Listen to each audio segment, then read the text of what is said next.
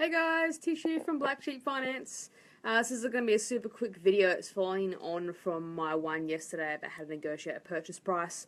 I just wanted to show you an offer form, which is why it's going to be super short. I actually thought I would show you the ones I've completed, but I couldn't find any.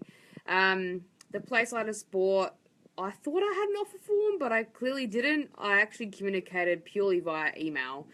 Had my offer in email and offer accepted without anything signed, and then it went to contract. So technically you don't actually need an offer form. Now obviously when I'm speaking general in nature and I'm specific to SA. You should always research your state laws. I can only really speak confidently about SA. I'm not entirely sure of the other states. Check with your local officers. So yeah, I've done it via phone call before. I've done it via email. I'm sure I have done some offer forms, but I just couldn't find any. You also can go straight to contract. If you want to show you're serious to the agent, just say, look, I don't need to put an offer form in, let's just go straight to contract. Because an offer form is just a bit of paper, it's not actually legally binding, so don't stress too much about that. I did find one on the internet, so you can at least see something. Here we go. So I just downloaded this from the fabulous world of the internet, just so you know what some of them look like. Now again, every real estate agent is going to have a different one.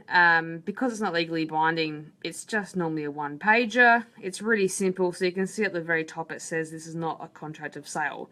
So don't freak out when you're going to fill this thing out. It kind of means nothing. It's just putting in writing all your terms. So obviously, like purchaser here is you, your address, it's pretty easy, the property that you're buying, sometimes it's pre-completed, the purchase price, deposit amount.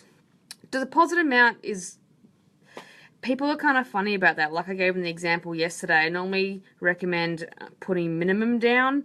Try and get over the 1,000. If they come back to you and ask for more, then you can go up to 5 or 10, but there's no problem in starting with 1,000. So settlement, sometimes they will have a tick box for 30, 60, 90 days. So in here they'll normally put a date. This is actually quite an odd form because normally they'll have a finance date as well. So always do subject to finance. Always.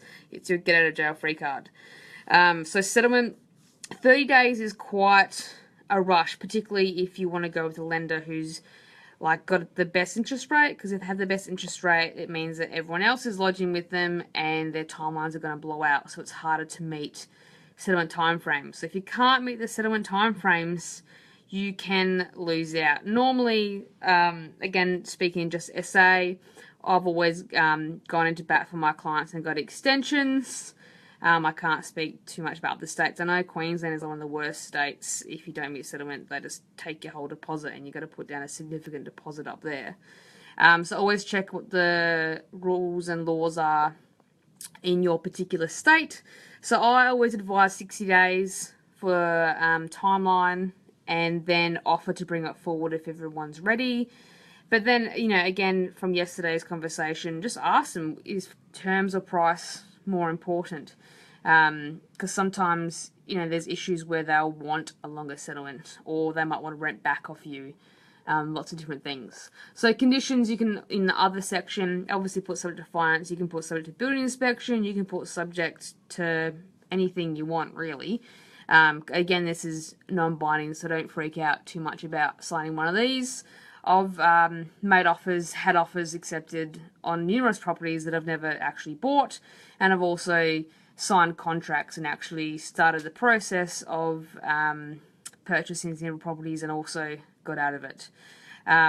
So always check with local real estate agents, local agencies and brokers to find out what all the rules are when you want help filling out an offer form.